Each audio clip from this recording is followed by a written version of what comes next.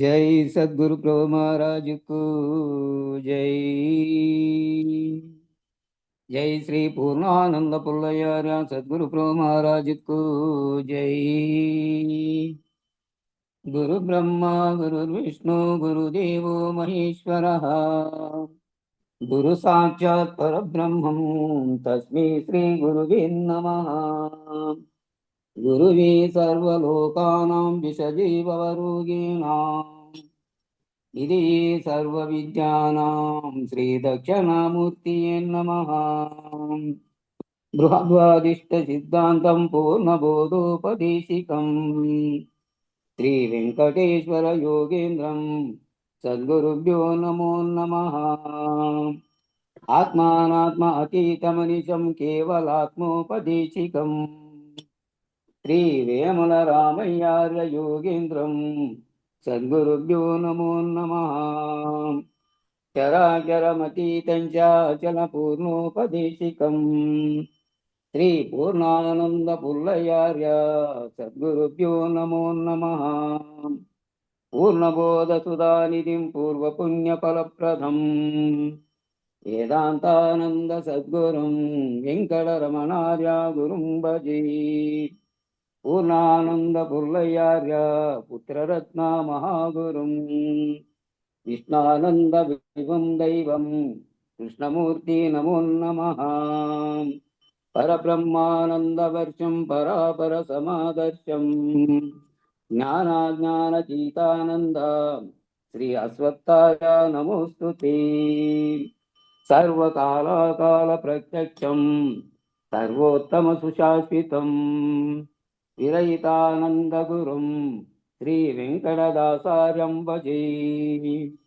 అస్మద్గురు సమారంభం కృష్ణ సాందీప మాధ్యమాం ఓంకార పీఠ పర్యంతం వందే గురు పరంపరం.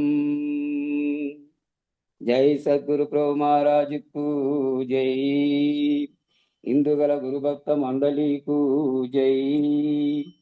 మరచియుండనురా సద్గురు నిన్ను మరచియుండనురా, మరచియుండను నిన్ను పరము చేర్చిన నన్ను స్మరించి స్మరించి సారస్యమును దించి మరచియుండనురా సద్గురు నిన్ను మరచియుండనురా.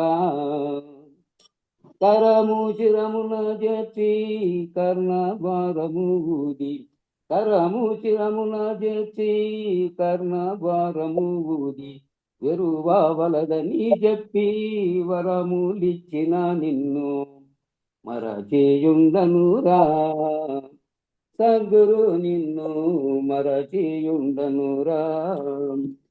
మంత్రయోగము చూపి చింతలన్నీయు బాపి, మంత్రయోగము చూపి చింతలన్నీయు బాపి అంతరంగము మాట వింత గెల్పిన నిన్ను మరచియుండనురా సద్గురు నిన్ను మరచియుండనురా. లయహట యోగము లక్షణ మిరిగించి, లయహట యోగము లక్షణ మిరిగించి భయము తీర్చిన నిన్ను భజన చేయక నాలో మరచియుండనురా సద్గురు నిన్ను మరచియుండనురా. రాజయోగము నందు రాణి వాసము జందు, రాజయోగము నందు రాణి వాసము జందు రాజు విద్యకు నన్ను రాజు చేసిన నిన్ను మరచియుండనురా సద్గురు నిన్ను మరచియుండనురా. శివయోగమున నీవే శివుడని బోధించి, శివయోగమున నీవే శివుడని బోధించి భవభయంబుల నెల్లా పారదోలిన నిన్ను మరచియుండనురా సద్గురు నిన్ను మరచియుండనురా. నేనే నీవయ్యున్నా జ్ఞానయోగము జల్పి, నేనే నీవయ్యున్న జ్ఞానయోగము తెలిసి తానే తానయ్యుండు తావు చూపిన నిన్ను మరచేయుండనురా సద్గురు నిన్ను మరచేయుండనురా భూమి తావరాకేగి రమణయ్య దాసుని భూమి తావరాకేరి రామదూతుని చూపి సామాన్యమైనట్టి ప్రేమ చూపిన నిన్ను మరచేయుండనురా సద్గురు నిన్ను మరచేయుండనురా మరచేయుండను నిన్ను పరము చేర్చిన నన్ను మరచేయుండను నిన్ను పరము చేర్చిన నన్ను స్మరించి స్మరించి సారస్యమును తెలిపి మరచేయుండనురా సద్గురు నిన్ను మరచేయుండనురా జై సద్గురు ప్రభు మహారాజుకు జై జై శ్రీ పూర్ణానంద పుల్లయ్యార సద్గురు ప్రభు మహారాజుకు జై జై శ్రీ విష్ణానంద కృష్ణమూర్తియార సద్గురు ప్రభు మహారాజుకు జై ఇందుగల గురు భక్త మండలికు జై జై గురుదేవా జై జై గురు అందరికీ జై గురు అందరికీ జై గురు గురు పరంపరంకు జై 51వ పేజీలో పైన నుంచినే తీసుకోండి అని మధ్యలో శివయ్య గారు చెప్పినందువల్ల పైన నుంచినే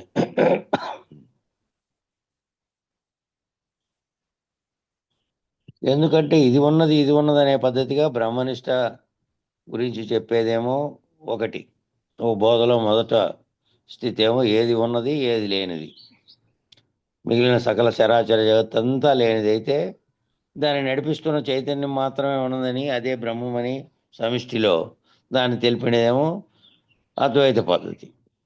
ఇది లేనిది అంటూ ఏది లేదో తెలుపుకుంటూ పోయేదేమో అచల పద్ధతి. లేనిదంతా లేకుండా పోయిన తర్వాత ఆ చైతన్యం అని భావించినటువంటి అఖండ చైతన్యం కూడా లేనిదేనని, ఎప్పటికీ అప్పటికీ బయలే ఉన్నదని దానిని మాత్రమే తెలిపే పద్ధతి. కాబట్టి ఇది పూర్తిగా తద్భిన్నమైన పద్ధతి. ఈ లేనివన్నీ తీసేసుకుంటూ పోతే తుదకు తానే లేకుండా తాను కూడా ఏదైతే ఇటు నామరూపాత్మకు జడంగా కానీ చైతన్యంగా శరీరంలో ఉండి నడిపిస్తున్నటువంటి అధిష్టానం ఆత్మగా కానీ లేనటువంటి, కాబట్టి దాన్ని నమ్మినటువంటి దాని పద్ధతి పూర్తిగా భిన్నమైన పద్ధతి ఇది. కాబట్టి తాను నమ్మిన దాన్ని ప్రజ్ఞానిని ఆశ్రయించిన ప్రజ్ఞానిని అధిష్టానమును ప్రజ్ఞానిని నిరసించగలిగినటువంటి సామర్థ్యం, తాను ఏదై ఉన్నాడో అది తెలిసే వరకు తన నిజస్థితిలో తాను గుర్తిరిగి దానిని దాటుకునే వరకు ఇవన్నీ లేనివి చెప్పడమే. ఏవి లేనివి తాను ఆశ్రయించినవన్నీ కూడా ఉన్న మార్గం. కాబట్టి ఇటువంటి సామర్థ్యం ప్రతిదానిని రసించగలిగినటువంటి సామర్థ్యం అవసరం. కాబట్టి అటువంటి అవసరం ఉన్న మార్గం కాబట్టి, పునరావృత్తి రహితమైనటువంటి మార్గం కాబట్టి, మళ్ళీ తిరిగి రానటువంటి జనన మరణములు లేనివని నిరూపించే పద్ధతి కాబట్టి జాగ్రత్తగా తప్పొప్పులు ఏర్పడకుండా వెళ్ళాలి. ఒకవేళ ఏర్పడినప్పటికీ అశరీరి గురువు స్ఫూర్తి చేత వెంటనే దిద్దుకోవాలి. అనుక్షణం ఆ స్ఫూర్తి అనే దశలో ఉండాలి.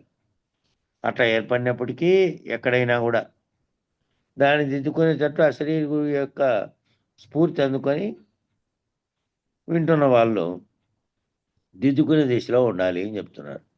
నన్ను మీ కటాక్షేక్షణంలో వీక్షింపుచు, ఇక్కడ ఒక్క పక్క సభా విజ్ఞాపన అంటున్నారు, కానీ ఏకకాలంలో పరమగురువును పరమేశ్వర గురువును ప్రార్థిస్తూ ఆయన ఒక పక్క విజ్ఞాపన అంటూ మళ్ళీ వీళ్ళని ప్రార్థిస్తూ, అయ్యా మీరు అశరీరులై ఉన్నప్పటికీ మీ యొక్క కటాక్ష వీక్షణమున ద్వారా ఎల్లప్పుడూ ప్రశంపజేసే అవకాశాన్ని ఇవ్వమని కూడా కోరుతున్నారు.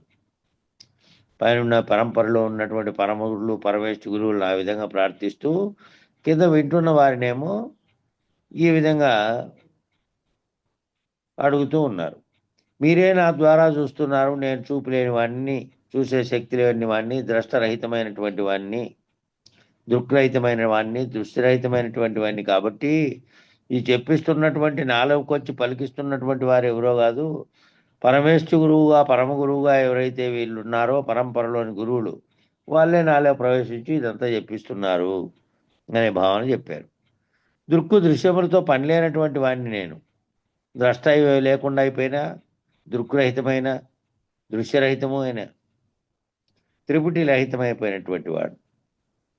కాబట్టి ఈ దృశ్యములతో పని లేకుండా అయినటువంటి వాడిని, ఏకంగా నాహం అయిన స్థితిలో ఉన్నవాడిని. అంటే నాహం అంటే నేనే లేను, హం నహ నా, నేను, హం అంటే నేను, నా అంటే నేను, నేనే లేని వాడిని, లేని స్థితిలో ఉన్నవాడిని. కాబట్టి నేనే లేని వాడను.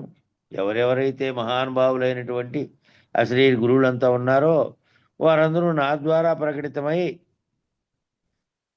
ఎవరెవరైతే అశరీరులైనటువంటి మహానుభావులైనటువంటి గురు పరంపరలో ఇంతకాలం వేల సంవత్సరాల నుంచి గురువులుగా పరంపరగా అందిస్తున్నటువంటి వారు ఎవరైతే ఉన్నారో వారి చేత వారు నా ద్వారా నా చేత మీరు చెప్పిస్తూ ఉన్నటువంటి వారందరూ కూడా నా ద్వారా ప్రకటితమై, అంటే వాళ్ళందరూ కూడా నా రూపంలో ఇక్కడ ప్రకటితమవుతూ ఉన్నారు. ప్రకటితమై నా ద్వారా నీ యొక్క కటాక్ష వీక్షణములను ఈ బోధను ఆశ్రయించిన వారిపై ప్రసరించవలసింది. కాబట్టి మీరు నా ద్వారా అయినా వీళ్ళ మీద ప్రసరింపజేయండి ఈ బోధను, మీ కటాక్ష వీక్షణాలని. మీ యొక్క దర్శనం చేత, మీ యొక్క దీక్షా బలం చేత, మీరు చూపినటువంటి చూపు చేత వారిలో ఉన్న అజ్ఞానం పటాపంచలై వారు కూడా ఉత్తమమైన జ్ఞానాన్ని, ఉత్తమ పురుషుని యొక్క ప్రాప్తిని పొందే స్థితి నుంచి అందించమని సభా విజ్ఞాపనగా మహానుభావులైన పరమేశ్వర గురులను నన్ను నీ కటాక్ష నేత్రముల వీక్షింపుచు అని ప్రార్థించాడు. పరంపరలోని పైన గురువులందరినీ నా ద్వారా మీరు వారి మీద ప్రసరింపబడి ఆ వింటున్నటువంటి వారి మీద వాళ్ళు ఆ విధంగా ఉత్తమ జ్ఞానాన్ని పొంది ఉత్తమ పురుషుని యొక్క ప్రాప్తిని పొందేటట్టు చేయండి అని ప్రార్థించాడు. ఆ స్థితి అందు ఉండి పద్యములు ఇన్ని పద్యాలు ఆ స్థితి నుంచి చెప్పబడటం జరుగుతున్నది. ఈ రీతిగా నేను చెబుతున్నాను, చెప్పబడటం జరుగుతుంది ద్వారా ఈ రీతిగా ప్రత్యక్ష పరోక్ష అపరోక్ష అనే ప్రయోగాలను తెలియజెప్పే ప్రయత్నం చేస్తున్నాను. మొదట్లోనే ప్రత్యక్షము అంటే ఎదురుగా ఉన్నటువంటి దాన్ని వివరించడం, పరోక్షంగా ఉన్నదాన్ని వివరించడం, అపరోక్షం అంటే ఆ రెండింటిని గుర్తించినటువంటి, పరోక్షంగా ఉన్నది అపరోక్షమైపోయింది అంటే ప్రత్యక్ష స్థితిలో తెలియజెప్పే విధంగా పనిచేస్తున్నారు మొదట్లోనే. కాబట్టి నేనే చెబుతున్నాను అంటే ప్రత్యక్షం, నా ద్వారా చెప్పబడింది అంటే పరోక్షం, చెప్పడం జరిగిందంటే అపరోక్షం. కాబట్టి శృతులు అన్నీ కూడా అపౌరుషేయం చెప్పబడింది అన్నారు మహర్షులు. శృతులన్నీ ఆ చైతన్య వాక్యమైనటువంటి పరమాత్మ నుంచి వచ్చిందే కానీ అపౌరుషేయంగా వచ్చినాయి. ఆయన నుంచి శక్తిత్వ మాత్రంగానే అది ప్రవహించి వచ్చినాయి. ఏదో ఒక పురుషుల్లో నుంచి వచ్చినటువంటి రాసినటువంటి దానిగా భావించడానికి వీల్లేదు, అపౌరుషేయాలు ఇవన్నీను అని వేదాల గురించి పేర్కొన్నారు. మేము చెప్పాము అని ఎవరు అనలేదు. వాళ్ళంతా మేము చెప్పాం, పలానా వాళ్ళు చెప్పామని అనలేదు. ఇదంతా కూడా వేదములన్నీ కూడా ఆ విధంగా వచ్చాయి మా నోట, ఈ విధంగా వారు పలికించారు. అంతకుముందు ఉన్నటువంటి సృష్టికి కారణమైన పరమాత్మ ఎవరో వారు పలికించారనే పద్ధతిలో చెప్పారు. ఎందుకంటే మేము చెప్పాము, నా చేతి చెప్పబడింది అని అంతకంటే అనలేదు. ఎందుకంటే ప్రత్యక్ష పరోక్షాలు రెండు సాపేక్షమే కాబట్టి ప్రత్యక్షంగా నేను చెప్పాననేది, పరోక్షంగా చెప్పడానికి కారణమైనది. ఆ రెండు చెబితే అహం యొక్క ప్రభావశీలమైనటువంటి బింబ ప్రతిబింబాలు. ఆ రెండు ఏమవుతాయి? ఒకటి ప్రతిబింబం, చెబుతున్నటువంటి కదలికకి చెప్పడానికి కారణమైన బింబం ఉంది అక్కడ. బింబ ప్రతిబింబాలుగా ఉంటాయి అప్పుడు. కాబట్టి అహం రహిత పద్ధతిగా చెప్పడం జరిగింది. ఆ చెప్పడం ఎట్లా జరిగిందంటే, అహం లేకుండా, నేననేది లేకుండా అహం రహిత పద్ధతిలో చెప్పబడింది.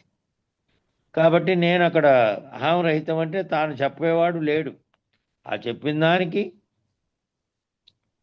కారణమైనటువంటివన్నీ కూడా పైనుంచి అందించారు. బింబ ప్రతిబింబ న్యాయంగా జరిగిందనడానికి లేకుండా దానికి సూత్రంగా ఉన్నటువంటి చైతన్యమే దీనికంతటికీ కారణం. అదే అఖండ ఎరుకగా ఉన్నదే పురాణాలు చేసింది, వేదాలు చేసింది అని చెప్పబడేదంతా కారణం అదే. అది చేసింది ఆ అఖండ ఎరుక స్థితిలో నుంచి వచ్చినవే మళ్ళీ దాంట్లో నుంచి తోచిన ప్రతిబింబాలన్నీ రాసినాయి. మునులు వీళ్ళంతా గొప్ప తపస్సులైనటువంటి వారు రాసినప్పటికీ వాళ్ళల్లోకేది ఏ చైతన్యం అయితే వాళ్ళలో పనిచేసిందో అదే రాయించింది. అహం యొక్క ప్రభావశీలమైనటువంటి బింబ ప్రతిబింబాలు అవి. కాబట్టి అహం రహిత పద్ధతిగా చెప్పడం జరిగింది కాబట్టి దీనికి అగ్నిసూత్రంలో ప్రధానమైనటువంటి ఒక ఇది ఉంది. అగ్నిమీలే పురోహితం అనేటువంటి ఒక సూచన ఉంది. ఈ అగ్నిమీలే పురోహితం అని అగ్నిసూక్తం అంటే ఎవరి చేత అయినా సరే ఈ సమాజంలో ఏ రకమైనటువంటి ఉద్ధరణ మానవ కళ్యాణ కార్యక్రమం జరుగుతున్నట్లుగా కానీ జరిగినట్టుగా కానీ చెప్పబడితే అదంతా అగ్ని యొక్క ప్రభావం చేత మాత్రమే జరుగుతున్నది అని అర్థం. కాబట్టి ఎవరి చేతన్నా కానీ సమాజంలో ఏ రకమైనటువంటి ఉద్ధరణ మానవ కళ్యాణ కార్యక్రమం జరిగినా కూడా జరిగినట్లుగా చెప్పబడేదంతా అగ్ని యొక్క ప్రభావం చేత మాత్రమే జరుగుతున్నది అని అర్థం. యాజ్ఞవల్క జనక సంవాదంలో మానవుడు దేనిని ఆశ్రయించి బ్రహ్మమును ఎరుగగలడు, పరమును ఎరుగగలడు అని ప్రశ్నించాడు. యాజ్ఞవల్క జనక సంవాదంలో ప్రశ్నించాడు. మానవుడు దేన్ని ఆశ్రయించాలి, దేన్ని ఆశ్రయించి బ్రహ్మమును తెలియగలడు, పరమును తెలియగలడు, దానికి పరంగా ఉన్నదాన్ని తెలియగలడు. ఈ రెండింటినీ తెలవాలంటే ఏ విధంగా తెలియగలడు పరమును అని ప్రశ్నించాడు. ప్రశ్నిస్తే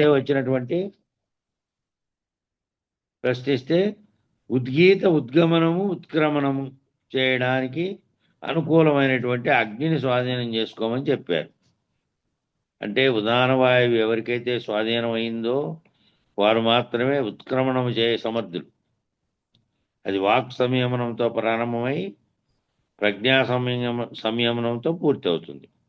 పంచగగన పద్ధతిగా లయమార్గం ద్వారా అగ్ని స్వాధీనమైన వారు ఉంటారు. ఆ ఉద్గమన ఉత్క్రమణము అనే మూడు రకాలైనటువంటి చెప్పారు అగ్నిని స్వాధీనం చేసుకోవడానికి. ఉదాహరణ వాయువు ఎవరైతే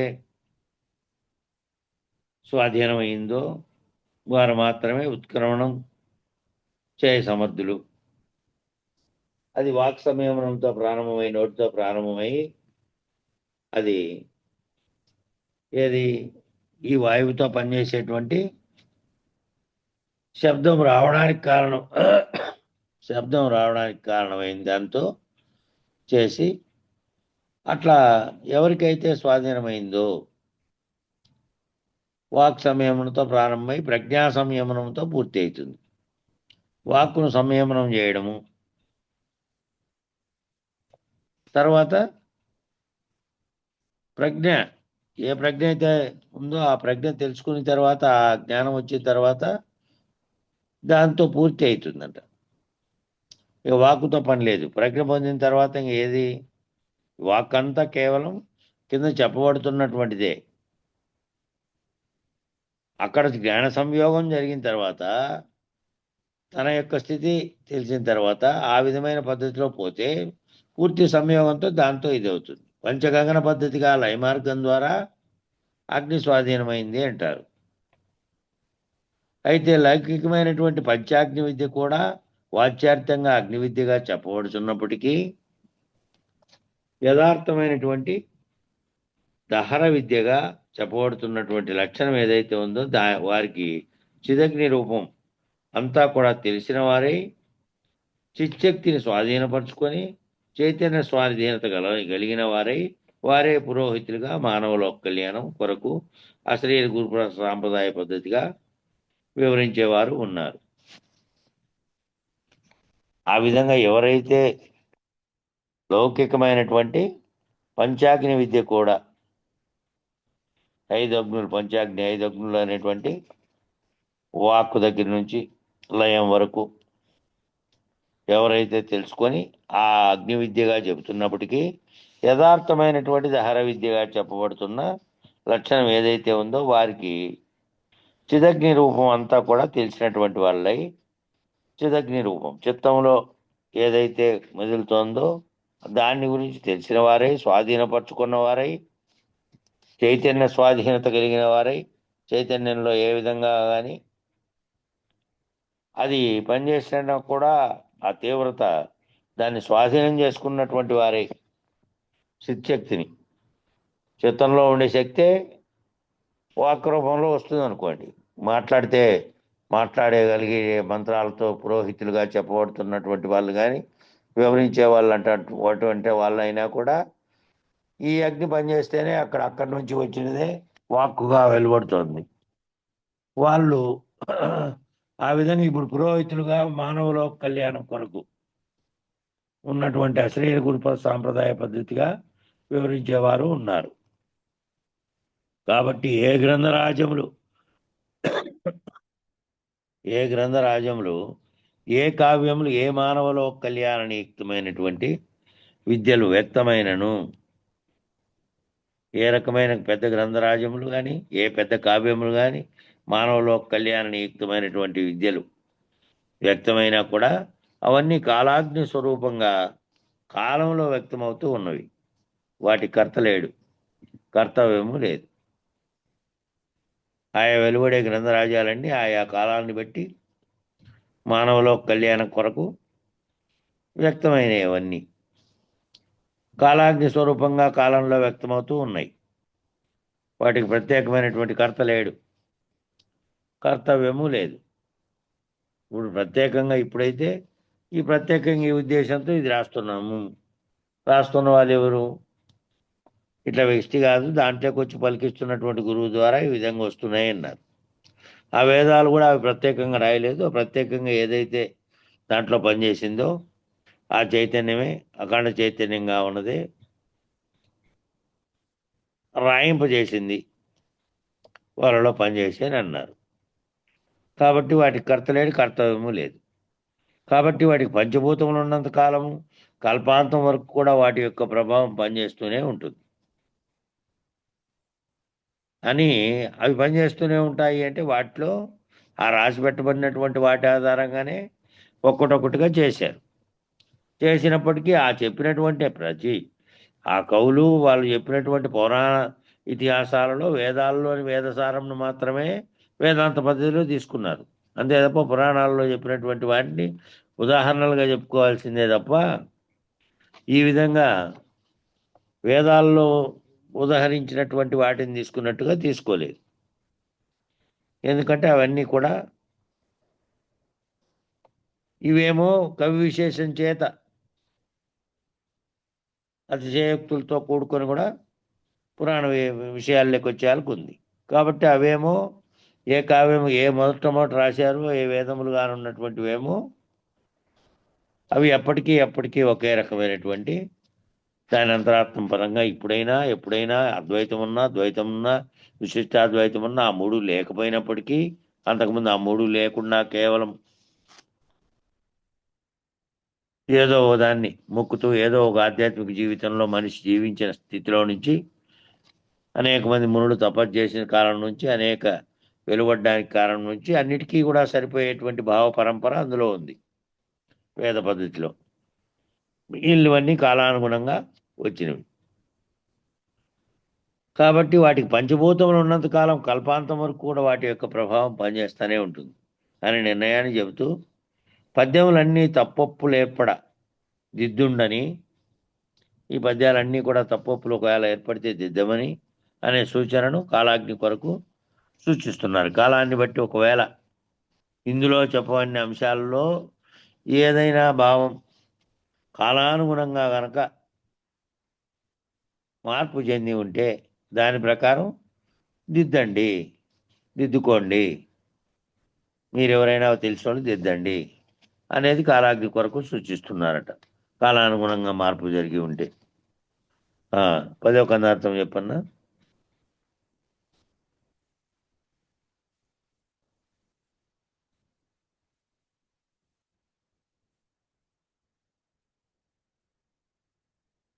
పదవ కందార్థం అన్నా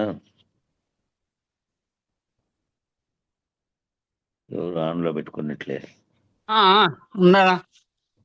ఉమ్. పదేవది గారు ఆ,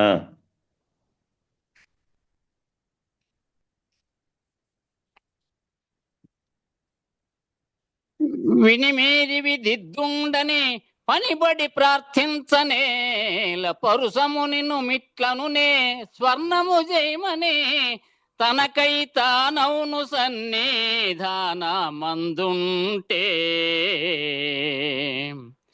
తెల్పుడియాను మానమిందుంటే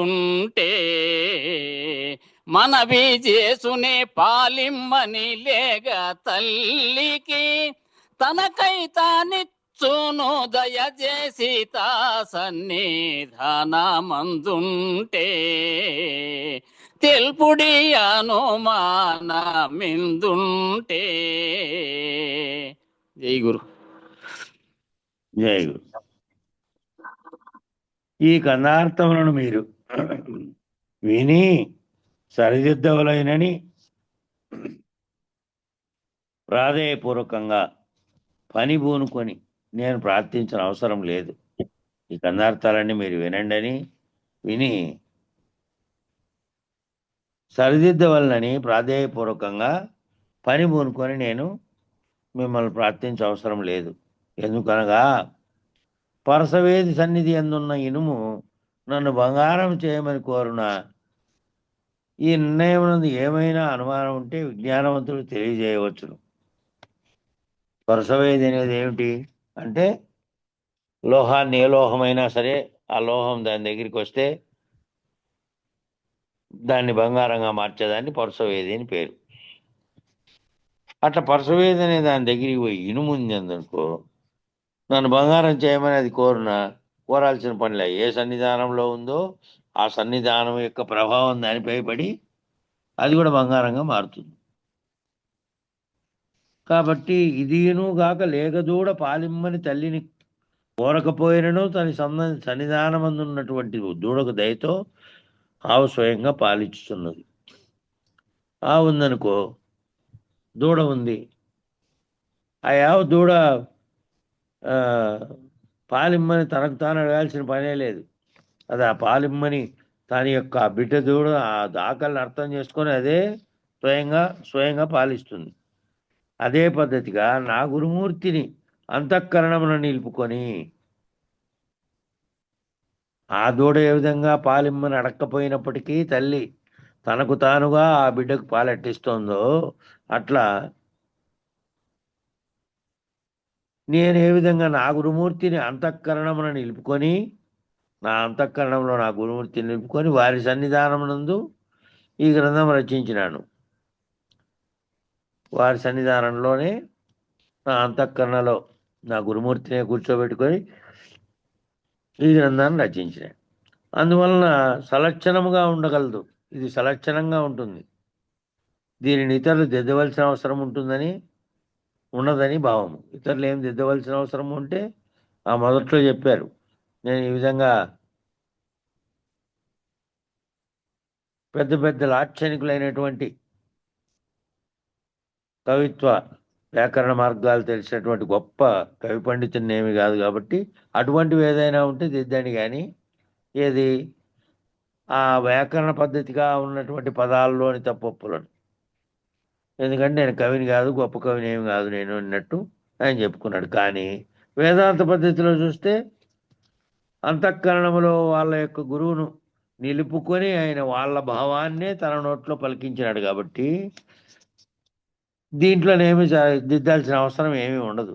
ఎందుకంటే వాళ్ళ గురువు వాక్యంగానే తాను తనలోకి ప్రవేశించి చెప్పించినటువంటి వాక్యంగా చెప్పాడు కాబట్టి భావాన్ని దిద్దాల్సిన పని ఏమీ లేదు. మీరు అర్థం చేసుకుంటే చాలు.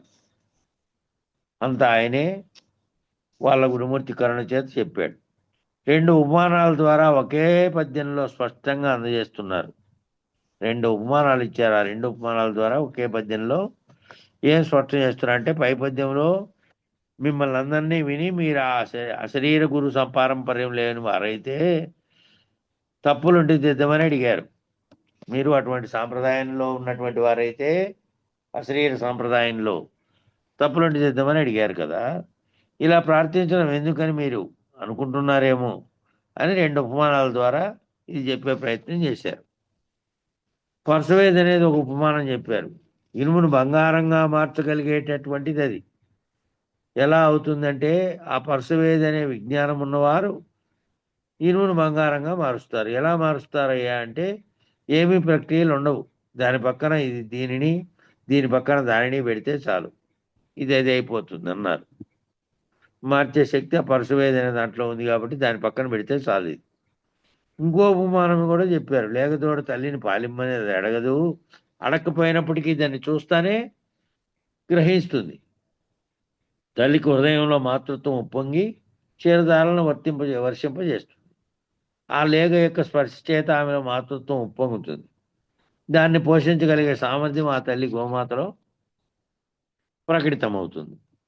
కాబట్టి ఆ లేగ యొక్క సన్నిధానం చేత గోమాతలో ఆ లేగ అనే లేగ అంటే దూడ తన పిల్ల, దాని సన్నిధానం చేత గోమాతలో ఏం లక్షణం వచ్చింది? జగజ్జనని లక్షణమైనటువంటి మాతృత్వము క్షీరధారలు వర్షించినాయి. ఆ జీవి పోషించబడింది. ఇదయ్యా సన్నిధానం అంటే అని చెప్పి ఊరుకున్నారు. ఇంకా తెలుపుడి అనుమానం ఇందుంటే అని ముగించారు. ఇంకా దీంట్లో మీకు ఏమైనా అనుమానమా అని ముగించారు. 2 ఉపమానాలు చెప్పి ఇంకా మీకు ఇంకేమైనా సందేహాలుంటే ఇప్పుడు చెప్పండి అంటున్నారు. పెద్దల వాక్యాలు 2 అంచుల కత్తులు. ఆ 2 అంచుల కంటే 2 వైపులకు కత్తికి పదునుంటాయి కొన్ని. అట్లా 2 వైపులకు పదునున్నటువంటి కత్తులు పెద్దల వాక్యాలు. చాలా జాగ్రత్తగా అన్వయం క్రమం తెలుసుకోకపోతే అవి మళ్ళీ విపరీతార్థాలను ఇచ్చే అవకాశం కూడా ఉంది. దానిని అన్వయించుకోగలిగినటువంటి శక్తి ఉంటే పర్వాలేదు. దానిని అన్వయించుకున్నటువంటి వాళ్ళు సరిగా అన్వయించుకోకపోతే విపరీతార్థాలకు దారితీస్తే ఇచ్చే అవకాశం కూడా ఉంటుంది. కాబట్టి మహర్షులైనటువంటి వారు, బ్రహ్మర్షులైనటువంటి వారు, పరమును ఎరిగినటువంటి వారి మాటలను చక్కగా విచారణ చేయవలసిన అవసరం ఉంది. నిజానికి పరశు అనేది లేదు, అదొక భ్రాంతి. కానీ ఈ పరశువేది అనే ఉపమానం అనేక పురాణాలలో అనేక సందర్భాల్లో చెప్పడం జరిగింది. నిజానికి అటువంటిది ఏదీ లేదు. ఏ మహర్షికి ప్రపంచంలో ఇంతవరకు చేసినట్టుగా ఎక్కడ రుజువు కానీ మార్గం కానీ లేదు చేసినట్టుగా. ఆ పరశువేది అనేది లేదు, ఇది ఒక భ్రాంతి. కానీ ఇది అనేక ఉపమానాల్లో అనేక చోట్ల చెప్పడం జరిగింది. ఇది అసాధ్యమని విజ్ఞాన శాస్త్రం కూడా నిరూపించింది. విజ్ఞాన శాస్త్రం కూడా ఏం చేసిందంటే విజ్ఞానపరమైనటువంటి ప్రపంచంలో ఈ ప్రకారం అవుతుంది కదా, చూద్దాం చాలా తయారు చేసేదాన్ని అని దాంట్లో ఉన్నటువంటి మూలకాలన్నీ ఎట్లా ఏర్పడినాయో ఆ మూలకాల కలయిక చేత ఏర్పాటు చేసి చూద్దామని తయారు చేశారు. ఇవన్నీ చేసే వాళ్ళకి ఏమైందంటే లాస్ట్కు బయట కొనుక్కునే దానికంటే ఎక్కువైంది. ఆ భూమిలో పడినటివి కూడా చాలా తక్కువ లోతులో ఎక్కువ శాతం మట్టిలో కనుక అది కలిసి ఉంటే, ఎక్కువ శాతం బంగారం కనుక మట్టిలో కలిసి ఉంటే, ఒక లారీడి మట్టిని అనేక సార్లు ప్రాసెస్ చేయడం ద్వారా అందులోని రజనంతా తీసిన తర్వాత దాన్ని అంతా కరగబెట్టి చేస్తే ఒక తులం అయ్యేది కష్టం. దానికి అయ్యే ఖర్చు అంతటి ఎన్నాళ్ళు పడుతుందో వాళ్ళంతా ప్రభుత్వ జీతభత్యాలతో మనుల్లోంచి గనుల్లోంచి తీస్తున్నటువంటి వారంతా పెట్టే ఖర్చు అంతా వెళ్ళి మళ్ళా రావాలి. అట్లా అవుతోంది. ప్రపంచవ్యాప్తంగా సులభంగా దొరికే మార్గాలు పోయినాయి కాబట్టి అట్లా సైన్స్ ద్వారా కనిపెడదాము. ఇట్లా ఈ పరుసవేదని కాదు, పరుసవేద అంటే ఎప్పుడో ఊరికే చెప్పబడినది అనుకో, కేవలం అనేక సందర్భాల్లో ఊరికే చెప్పారు, నిజానికి అది లేనే లేదు. విజ్ఞాన శాస్త్రం కూడా నిరూపించింది. ఏమని? ఏ లోహమైనా సరే పక్కన ఉండడం చేత మాత్రమే అది అవదు. క్లోనిజేషన్ అనే ప్రక్రియ ద్వారా మాత్రమే ఆ లోహాన్ని ఆ లోహం మీద పూతగా పోయవచ్చు. అంతే. ఒక లోహాన్ని ఆ లోహాలే కలిపితే వేరువేరు ధాతువుల వల్ల ఏర్పడేటువంటి మిశ్రలోహాలన్నీ కలిగితే ఇంకో కొత్త లోహం తయారవుతుంది, లేదా దాని రూపం దీనికి వస్తుంది. అంతే తప్ప లోహాన్ని ఈ లోహం మీద పూతగా ఊరికే వేయవచ్చు తప్ప ఎక్కువ స్థాయిలో ఒకటి తక్కువ స్థాయిలో పనిచేసే విధంగా దాని ప్రభావం ఏమిటి అంటే, మామూలు సత్తు రేకులకు ఆ రేకుతోనే తయారు చేసి ఒక గిన్నె పైన పూసింటాడు, ఇది స్టీల్ టైప్లో. మళ్ళీ అది ఎక్కువ కాచేయాలకు ఏమవుతుంది, కొన్నేళ్లకు పోయినటువంటి పూత పోయి అసలైన ఇనుము రేకు తేలుతుంది. అట్లా ఎక్కువ తక్కువ లోహం మీద పూతగా చేయవచ్చు తప్ప ఒకటి ఎక్కువ స్థాయిలో ఒకటి తక్కువ స్థాయిలో ఉంటుంది తప్ప దాని కండక్టివిటీని అనుసరించి ఎలక్ట్రానిక్ లోనిసైజేషన్ అనుసరించి లోహాన్ని ఆ లోహం మీద పూతగా వేయచ్చు తప్ప ఎలక్ట్రానిక్ పద్ధతిలో చేసినటువంటి ఎలక్ట్రిఫికేషన్ దాన్ని చేయొచ్చు అనమాట. ఎలక్ట్రో మెటలర్జికల్ అనేది ఒకటి ఉంది. దాంట్లో ఈ లోహాలని ఈ విధంగా కొన్ని రకాల రసాయనాలు పూసి దాంట్లో కరెంటు ప్రవేశపెట్టి చేసే పద్ధతి ఉంది. ఆ పద్ధతిలో కూడా చూసినా కూడా ఇట్లా చేయాల్సిందే తప్ప పూర్తి దాని లక్షణాలతో తయారు కాదు. రెండవ పద్ధతి ఏమో భూగర్భంలో ఉండే ద్రవ స్థితిలో ఉంటుంది. నిజానికి మూలకాల పట్టికలో మూలకాలు ఎట్లొచ్చినాయనే ప్రశ్న వచ్చింది. అవన్నీ భూమిలో వ్యక్తంగా ఉన్నాయి. సూర్య విస్ఫోటనం ద్వారా నక్షత్ర శకలాలలో గ్రహ శకలాలలో ఉన్న ఆస్ట్రాయిడ్స్లో గ్రహాల మీద ఉన్నటువంటి అనేక విశ్లేషణలు చేయగా ఆ విస్ఫోటన కాలంలో జరిగినటువంటి మూలకాలన్నీ కూడా గ్రహాలు గ్రహ శకలాలకు సంక్రమించినాయి. విశ్వం ఏర్పడినప్పుడు జరిగిన పెద్ద విస్ఫోటనంలో ఆ విస్ఫోటనంలో అనేకమైనటువంటి పైన ఉన్నటువంటి ఉపగ్రహాలలో జరిగిన ప్రేరుడు వల్ల భూమితో సహా అనేకమైనటువంటి గ్రహాల మీదకి అది వెదజల్లబడింది బంగారం. భూమిలోదేమో అంతా తీసేశారు. ఇంకా వేరే గ్రహాల మీద తీయాలి అంటే అది ఇంకా అసాధ్యమైనటువంటి పని. అత్యధికంగా బంగారం ఎక్కడుంది అంటే సూర్యునిలో మండుతున్న అగ్నిగోళంలో నిరంతరం అది కరుగుతూ ఉంది. అక్కడ అనేక లోహాలు ఉన్నాయి, కేవలం బంగారమే కాదు. అనేక లోహాల తీవ్రంగా మండుతున్నటువంటి మంటలోంచే వెలుగు వేడి మనకు అందుతోంది. ఇక ఈ పద్ధతిలోనే తప్ప వేరే రకాలైనటువంటి పద్ధతిలో ఉండేది లేదు. భూగర్భంలో ఉన్న స్థితినేమో ఈ విధంగా సూర్య విస్ఫోటనం అనేక చోట్ల జరిగి అనేక గ్రహాల మీద భూమి ఏర్పడినటువంటి స్థితిలో ఆ విస్ఫోటన కాలంలో మూలకాలన్నీ కూడా వచ్చి పన్నాయి భూమి మీదకి ఇతరత్ర. ఆ మూలకాలలోంచినే అల్యూమినియం అంట, కాపర్ అంట, బంగారం అంట, వేరు వేరు లోహాలకు సంబంధించిన ఖనిజాలన్నీ ఇప్పుడు బయటికి తీస్తూ ఉన్నాడు మానవుడు. అవన్నీ ఆవిరి రూపంలో, ఉష్ణ రూపంలో, ద్రవ రూపంలో నిరంతరము మండిపోతున్న సూర్యుడిలోనూ ఉన్నాయి. ఇవి నిరంతరం మండుతున్నటువంటి సూర్యుడిలో ఉన్నాయి. ఇక్కడ మన్నివేమో భూమిలోకి పడిపోయినాయి. భూమిలో వల్లాడిన తర్వాత తీసి మళ్ళీ వాటిని వేరు వేరు దానిలకు ఉపయోగించుకుంటూ ఉన్నారు. ఇప్పుడు ఎంత దాకా ఆలోచించడం మొదలుపెట్టామంటే ఇతర గ్రహాల మీద ఉన్న బంగారాన్ని మన గ్రహం మీదకి తేవడం ఎలాగా అని కూడా ఆలోచన చేస్తున్నారు ఇప్పుడు. ఎందుకంటే అది ఒక సంపద మార్గం అయిపోయింది.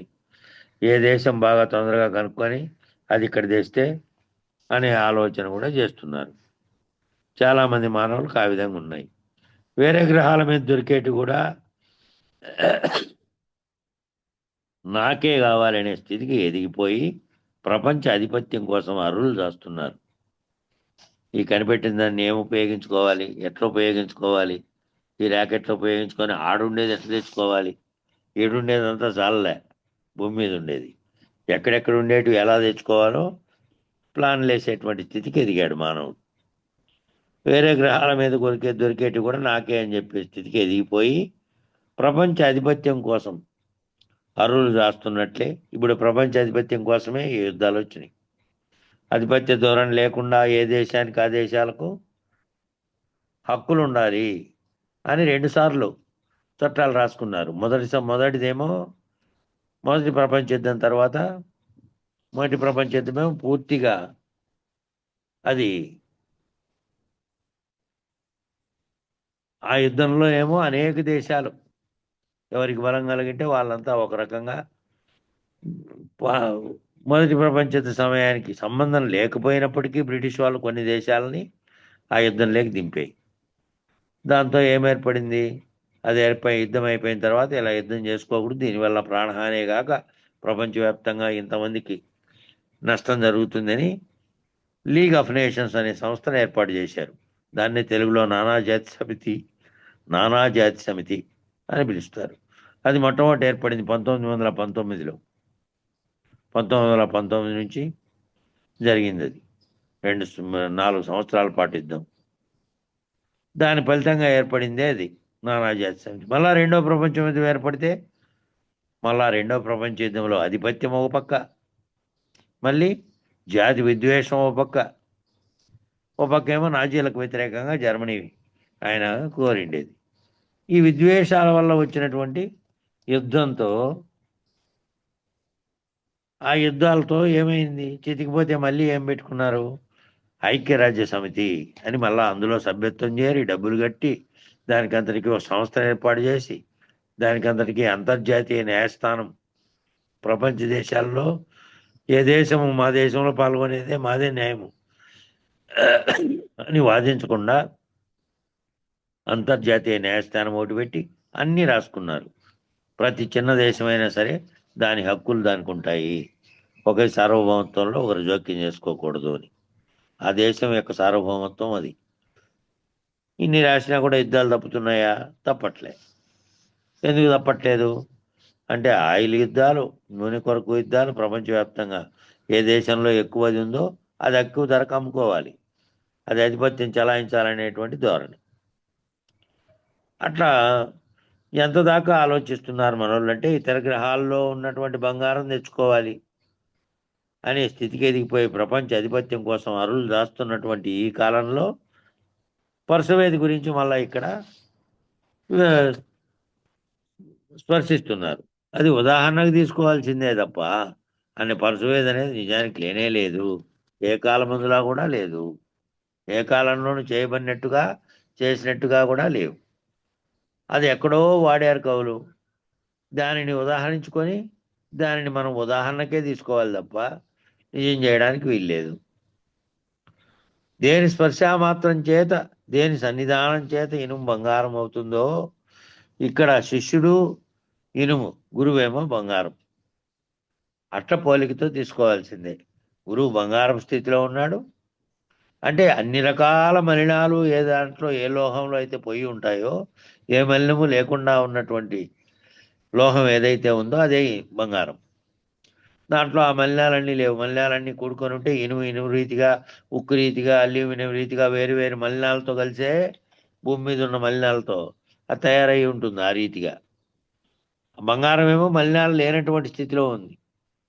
ఇక్కడేమో గురువు బంగారంతో పోల్చారు, శిష్యుడేమో అనేక రకాలైన భ్రాంతులన్నీ శిష్యునికి ఉన్నాయి కాబట్టి, జగత్తుకు సంబంధించినటువంటి మలినాలన్నీ ఉంటాయి కాబట్టి ఇక్కడ శిష్యుడేమో ఇనుము.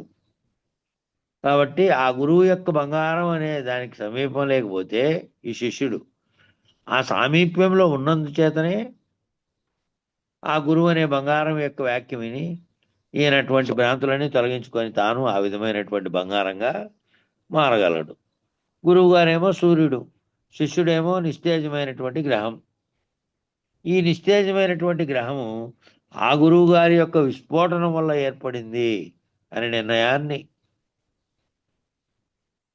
ఆ విస్ఫోటనం ఏ విస్ఫోటనం వల్ల? విశ్వవ్యాప్తంగా జరిగినటువంటి ఆ సూర్యుడైనటువంటి దాంట్లో జరిగినటువంటి విస్ఫోటనం వలన అనేక లోహాలన్నీ అనేక భూముల్లో పడి అనేకమైనటువంటి గ్రహాలన్నీ ఏర్పడినట్టు చెబుతున్నారు. ఆ గురువు గారి యొక్క విస్ఫోటనం వల్ల ఏర్పడింది నాయన అనే నిర్ణయాన్ని, నాయన ఈ జన్మలో నేనే నీవుగా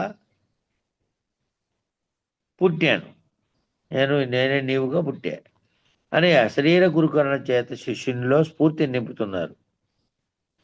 నింపి ఆ స్ఫూర్తి వలన ఏమవుతున్నాడు? శిష్యుడు లేవనెత్తబడి శిష్యుని యొక్క మలినాలతో కూడుకున్నటువంటి ఇనుము స్థాయిలో నుంచి తాను కూడా బంగారం అనే స్థాయిలోకి పోతున్నాడు. ఏ చిద్బిందువు యొక్క ప్రభావం చేత ఈ అనంతమైన బ్రహ్మాండంలో, ఈ అనంతమైన బ్రహ్మాండంగా ఉన్న దాంట్లో ఏ చిద్బిందువు యొక్క ప్రభావం చేత ఈ బ్రహ్మాండం, అనంతమైనటువంటి బ్రహ్మాండంలో చైతన్య వ్యాపకమై ఉందో, ఆ చైతన్యం అనుస్వరూపమై అటువంటి చిద్బిందు సమూహం అంతా కూడా నీలో ఉందయ్యా. నీలో కూడా అటువంటి చిద్బిందు సమూహం ఉంది. రూపంలో ఏ విధంగా బ్రహ్మాండమంతటా ఉన్నటువంటి శక్తి అనేది ఒకటి పనిచేస్తూ ఉందో చైతన్యం, అదే అనురూపంలో వ్యాపకమై అనురూప స్వరూపమై నీలో కూడా ఉంది. అంతా నీలో ఉంది.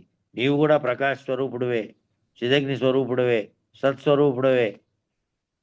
నిజానికి సదసద్రహితమైనటువంటి దాన్ని తెలుసుకోగలిగిన అధికారివే అనేటువంటి జ్ఞానాన్ని నీవు పొందలేదు కాబట్టి ఆ గురువు అనేటువంటి, ఆ సూర్యుడిగా ఉన్నటువంటి గురువు అనే సమీపంలోకి వెళ్తే నువ్వు ఆ జ్ఞానాగ్ని చేత, ఆ సూర్యుని యొక్క జ్ఞానాగ్ని చేత నీలో ఉన్నటువంటి మలినాలన్నీ పోగొట్టుకొని నువ్వు కూడా నీలోనే ఉన్నటువంటి చిద్బిందు సమూహంగా ఉన్నటువంటి ఆ ప్రకాశ స్వరూపాన్ని నువ్వు ఎరిగి నువ్వు కూడా ఆ విధంగా అవుతావు. సత్సత్రహితమును తెలుసుకోగలిగినటువంటి అధికారి అవుతావు అనేటువంటి జ్ఞానాన్ని నీలో లేవనెత్తే ప్రయత్నం చేస్తున్నారు. నువ్వు కూడా తెలుసుకుంటే నాయన నువ్వు కూడా ఇట్లయితావు అని లేవనెత్తే ప్రయత్నం చేస్తున్నారు. ఇది పరశువేది అంటే ఇది. ఆ పరశువేది ఉదాహరణ అంతా ఇదే. నిజానికి ఎక్కడా లేకపోయినప్పటికీ అది ఎక్కడో వాడారు కాబట్టి దాన్ని ఏం చేశారు ఉదాహరణగా? ఆ పరశువేది వంటి గురువు అయినటువంటి, సూర్య ప్రభావం కలిగినటువంటి అటువంటి గురువు దగ్గర నువ్వు ఉంటే ఆ గురువు లాగానే నువ్వు కూడా అట్లా తయారవుతావు. దాని యొక్క దాని అంతటా ఉన్నటువంటి ఏ చిత్స్వరూపంగా ఉన్నది అంతటా ఉన్నదో ఆ చైతన్యం అనుస్వరూపంగా అంతటా ఎట్లుందో అట్లా నీలో కూడా ఉంది. కాబట్టి నీలో జ్ఞానాగ్ని కనుక నీలో లేస్తే ఆ జ్ఞానాగ్ని చేత నువ్వు ఈ మొత్తం అంతా దహనం చేసుకొని ఈ సర్వభ్రాంతులు పోతే నీవు ఆ రహితమైనటువంటి జ్ఞానాన్ని స్థితిలోకి నువ్వు చేరే ప్రయత్నం నువ్వు చేయ. నీలో కూడా ఉంది. నీలో కూడా అది ఆ అధికారిత్వం నీకు కూడా వస్తుంది అని ఉదాహరణ చెప్పాడు. ఏ మహనీయుల యొక్క స్మరణ చేత, ఏ మహానుభావుని యొక్క చేత నీలో జ్ఞానం ఉత్పన్నమవుతోందో, నీలో ఉల్లము ఉప్పొంగుతోందో, నీ హృదయం హర్షాదిరేకంతో పొంగి జ్ఞాన సముద్రమునందు మునకలు వేస్తుందో, నీలో సాక్షిత్వం ప్రభవిస్తుందో, తురీయ స్థితిలో నిలబడుతుందో, ఆ తుర్యాతీతమును ప్రబోధిస్తుందో అటువంటి మహానుభావుడు వర్షవేది కలిగినటువంటి వాడు.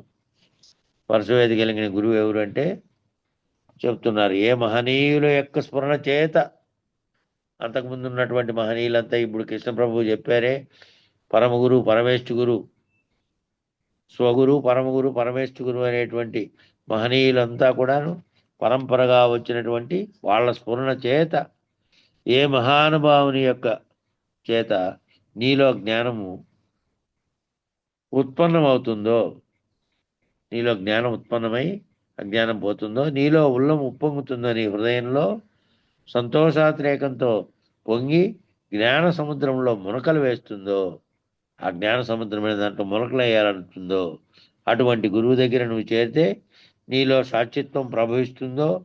సాక్షిత్వం ప్రభవించడం అంటే నీ నిజస్వరూపాన్ని నువ్వు గుర్తెరగడమే.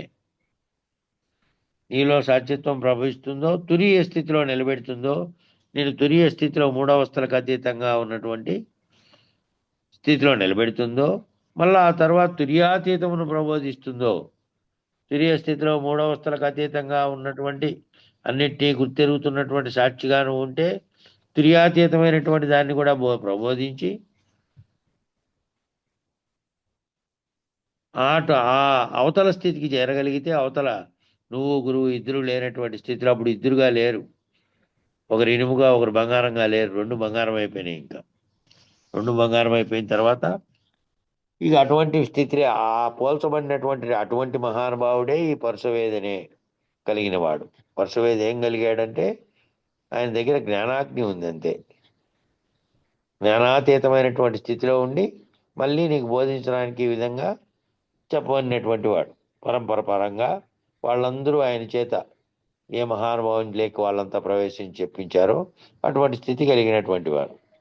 అది నీ దగ్గరికి తీసుకుంటే నువ్వు ఆ గురువునే ఆ విధమైనటువంటి పరశువేదిగా భావించాలి, గురువు తప్ప మరో రకంగా కాదు. కాబట్టి అటువంటి పరశువేది కలిగిన మహానుభావుని సన్నిధానంలో ఉంటే చాలయ్యా, అటువంటి వ్యక్తి సన్నిధానంలో ఉంటే చాలు. అలా ఏర్పడ్డాయి భారతదేశంలో ఉన్నటువంటి మహనీయమైనటువంటి తపో భూములన్నీ కూడా. అది నైమిషారణ్యమైనా సరే, అరుణాచలమైనా సరే, కన్యాకుమారి అగ్నమైనా సరే, హిమాలయ భూములైనా సరే, ఆయా క్షేత్రములందు నిక్షిప్తమైనటువంటి తాపసుల యొక్క తపోభూమి యందు ఉన్నవారికి మాత్రమే ఆ పరశువేది జ్ఞానం, వారి యొక్క సన్నిధానం వస్తుంది. అంతేగాని క్షేత్రం యొక్క మేము కాదు. ఆ క్షేత్రంలో ఎటువంటి తపోధనలు ఎట్లాంటి వాళ్ళు ఉన్నారో ఆ క్షేత్రంలో దానిని బట్టి ఆ క్షేత్రంలో ఉన్నటువంటి ఏర్పడిన మహానుభావుని సన్నిధానంలో ఏర్పడినవన్నీను భారతదేశంలో ఉన్నటువంటి మహనీయమైన తపోభూములని చెప్తున్నారు ఇక్కడ. నైమిషారణ్యం అనేదేమో మొట్టమొదట 5,000 సంవత్సరాలుగా భావిస్తున్నప్పుడు ఆ నైమిషారణ్యంలో మొట్టమొదట అందరూ కలిసి అక్కడ ఈ వేద చర్చలన్నీ అక్కడ జరిగినాయి అని మొట్టమొదట. అట్లా కాలక్రమేణా అరుణాచలం, కన్యాకుమారి, హిమాలయాలు ఈ క్షేత్రాలన్నిట్లోనూ ఆయా ఎవరో ఒక మహానుభావుడు గురు పరంపరగా ఉత్పన్నమై అక్కడ బోధించి నిక్షిప్తమైనటువంటి తాపసుల యొక్క తపోభూమిలో ఉన్నవారికి ఎవరైతే అటువంటి చోట్ల అటువంటి మహానుభావులు బోధించారో అటువంటి చోట ఉన్నవారికి మాత్రమే ఈ పరశువేద అనే జ్ఞానం ఉంది. వారి యొక్క సన్నిధానం అశరీర మహర్షుల యొక్క అశరీర సద్గురుమూర్తుల యొక్క సన్నిధానమునందు ఈ రకమైన ఔన్నత్యాన్ని చిన్నాద చిద్బిందు, చిన్నాదం అంటే చిత్తంలో వచ్చే శబ్దం, చిద్బిందువు ఆ రెండింటి లయస్థితిని ఇవ్వగలిగి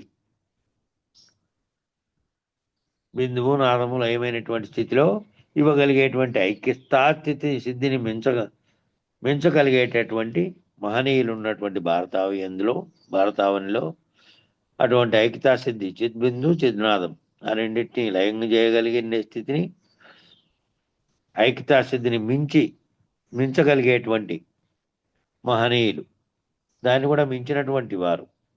ఆ రెండు అయినటువంటి స్థితి ఏమో లయమైనటువంటి స్థితి, ఆ రెండు మళ్ళా సంయోగం చెంది ఉత్పన్నమైనటువంటి స్థితి కాదు, రెండు లేనటువంటి లయించబడినటువంటి స్థితి. నాదము బిందువు రెండు లేనటువంటి స్థితి. ఉన్నటువంటి భారతదేశంలో, అటువంటి మహనీయులు ఉన్నటువంటి భారతదేశంలో ఈ జ్ఞానం ఎంతో విశేషంగా ప్రబోధించబడింది. ఇది మొదటి దానికి ఉదాహరణ పరశువేద అనే దానికి ఇదే ఉదాహరణ. ఈ రెండో ఉపమానం ఏందయ్యా అంటే, అయ్యా నాకేం అర్హత ఉందని తమరు నాకు జ్ఞానం బోధించబోనుకున్నారు అన్న ప్రశ్న శిష్యునికి వచ్చిందట. అయ్యా మీరు నాకు బోధించక మొదలుపెట్టారు కదా, మీకెంత జ్ఞానం ఉందో ఎంత అర్హత ఉందో నాకు బోధించక మునుకున్నారే మీరు అని అన్నాడు శిష్యుడు. అని ప్రశ్న శిష్యునికి వచ్చిందట. అప్పుడు గోమాత తన లేగ దూడకి పాలివ్వాలని తన దూడను చూడగానే మాతృత్వం ఉప్పొంగి చీరదారులు వర్షించింది. ఆ గోమాత తనంతకు తానుగా గ్రహించి తన సన్నిధానం లేకొచ్చినటువంటి ఆ దూడని దాని యొక్క ఆకలిని గుర్తిరిగి తనకు తానుగా క్షీరధారలు వర్షించింది. అది మన కళ్ళ ముందు కనపడుతున్నటువంటి యథార్థ ఘటన. అది యథార్థంగా జరుగుతున్నదే మన కళ్ళ ముందు రోజు. ఇది కేవలం గోమాతనే కాదు, ఉపమానానికి గోమాత అని అన్నారు. ఎందుకు గోమాత అని చెప్పారంటంలో కూడా లక్ష్యార్థం వేరుగా ఉంది. దానికి కూడా ఎందుకు గోమాతనే చెప్పారు అనే దానికి లక్ష్యార్థం వేరుగా ఉందట. సముద్రం నుండి ఉత్పన్నమైనటువంటి క్షీరసాగర మదన కాలంలో ఉత్పన్నమైన వాటిలో కామధేనువు ఒకటి. సముద్రాన్ని చిలుకుతూ ఉండగా అనేకమైనటువంటి వస్తువులన్నీ వచ్చినాయి కదా దాంట్లో నుంచి క్షీరసాగర మదనంలో. అందులో కామధేనువు అనేది కూడా ఒకటి. ఆ కామధేనువు యొక్క లక్షణాలు కూడా గోమాతలో ఉన్నాయి. సర్వకామములను సంకల్పమాత్రం చేత ఈడేర్చగలిగినటువంటి శక్తి కలిగిండేదే కామధేనువు. అదేమో సర్వ కోరికలను తీర్చడానికేమో ఆ కామధేనువు అనేది. నిజానికి క్షీరసాగర మదనంలో వ్యక్తమైనవిగా చెప్పన్నటువంటివి దేవతలు కానీ వస్తువులు కానీ ఇవన్నీ కూడా పరమాత్మ విభూతి యోగమునందు చెప్పినటువంటి సాదృశ్యాలే. అందులో పేర్కొనేటువంటి ఆ వస్తువులన్నీ కూడా ఏవి అంటే పరమాత్మ విభూతి యోగం అనే దాంట్లో చెప్పినటువంటి సాదృశ్యాలే అవన్నీ. కాబట్టి ఇక్కడ నుంచి సమయం వీటికి సరిపోయింది. 55వ పేజీ నుంచి రేపు మొదలు పెడదాం. మంగళం చెప్పండి.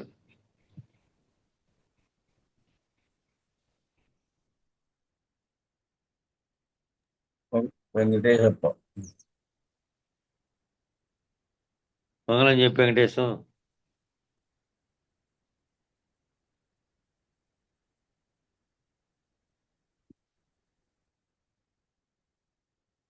వెంకటేష్ లేనట్టుంది, కట్ అయింది.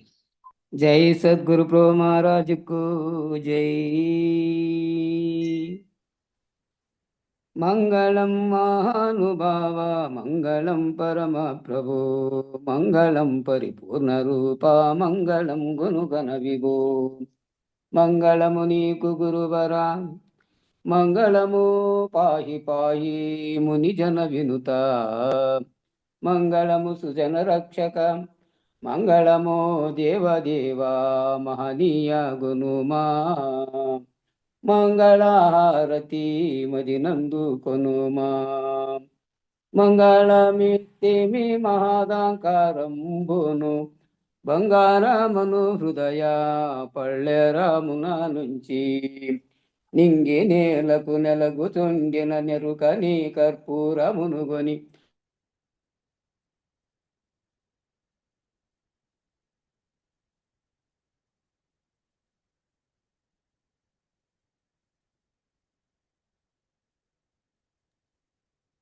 ఏం రాలేదా పాట?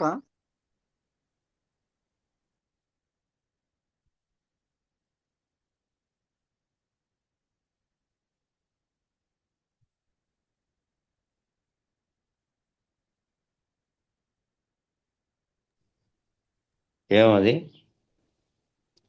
సిగ్నల్స్ లేవా వెంకటేశ్వర? ఏమైంది? ఏమో నేను నాదే వినపడలేదేమనుకుంటా అంటే. కాదు కాదు, మాకు కూడా ఎవరికి వినపడలే.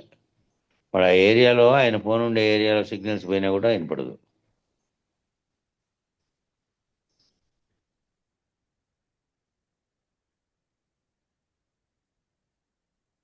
సిగ్నల్స్ లేవు. సరేలే, మంగళం చెప్పన్నా, ఊరికే సింపుల్గా చెప్పి ముగిద్దాం. మంగళం శ్రీ గురుదేవాయ మహనీయ గుణాత్మనే సర్వలోక శరణ్యాయ సాధురూపాయ మంగళం.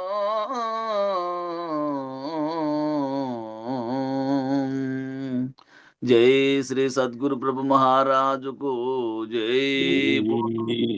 రాజులకు జై. రాజులకు జై. అనంతకోటి గురు భక్త మండలికి జై. పరమకు జై.